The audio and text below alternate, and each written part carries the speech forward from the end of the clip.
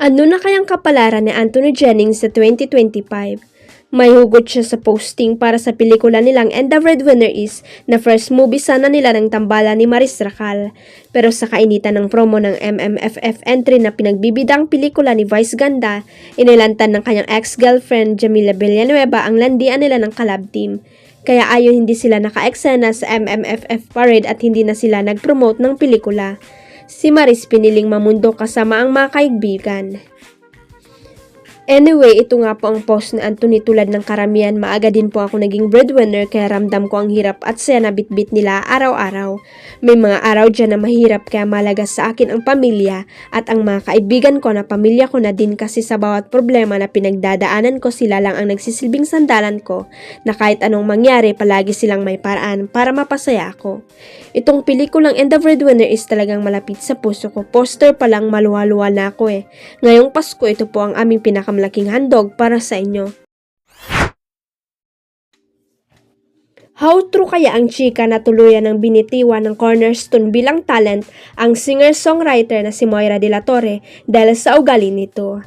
Sa latest episode kasi ni Showbiz Update ni Orgy Diaz, kasama sina Mama Loy at Ate Myrna, isa ang mga awit sa kanilang mga napag-usapan. Ayon umano sa source ni Orgy, ligwak na si Moira sa cornerstone. Ito raw ay dahil sa hindi magandang pag-uugali ng singer-songwriter. May nagchika sa akin, isang source ang sabi sa atin pinakawala na si Moira ng kanyang talent management, ang cornerstone. So ang mga nakarating sa ating mga chika, una may attitude raw noon pa si Moira, pangalawa nagdedemand daw si Moira sa management ng anong plano nyo sa akin, ano bang mga gagawin ko pa. Lately wala na tayong nababalitaan mga pinasikat pang awitin ni Moira, lahat ni Ochi. Ang tanong pa niya, totoo kaya ang pagiging diva ng singer ang dahilan ng pagkakaligwak nito sa talent agency? So yung pag-a-attitude raw ni Moira ay malaking faktor para mag-decide raw ang cornerstone na siya ay bitawan na. Totoo ba yan? Tanong ni Orgy. Anya, base sa kwento ay nakiusap pa ang singer kung pwede silang mag-co-manage ngunit hindi na raw pumayag ang cornerstone at involved rin daw ang jowa nito sa kanyang mga desisyon.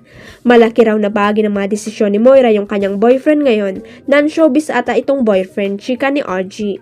Nakarating rin sa talent manager na sinasabihan umano ng singer ang kanyang road manager sa cornerstone na sa kanya na sumama at mag-resign na sa talent agency. Ang nakakaloka nito, one time nag-usap si road manager at saka si Moira para sabihin na, "Oy ano, sa akin ka na, tayo na ang mag-establish, mag-resign ka na sa cornerstone." Ito na ang nakakaloka habang kausap ang road manager, naka-speakerphone at narinig ng cornerstone ang kanilang usapan. Linaw ni Orgy, yun daw ang naturang kwento na nakarating sa kanila. Huwag kalimutang i-click ang subscribe button at i-ring ang notification bell para sa latest at legit chika updates.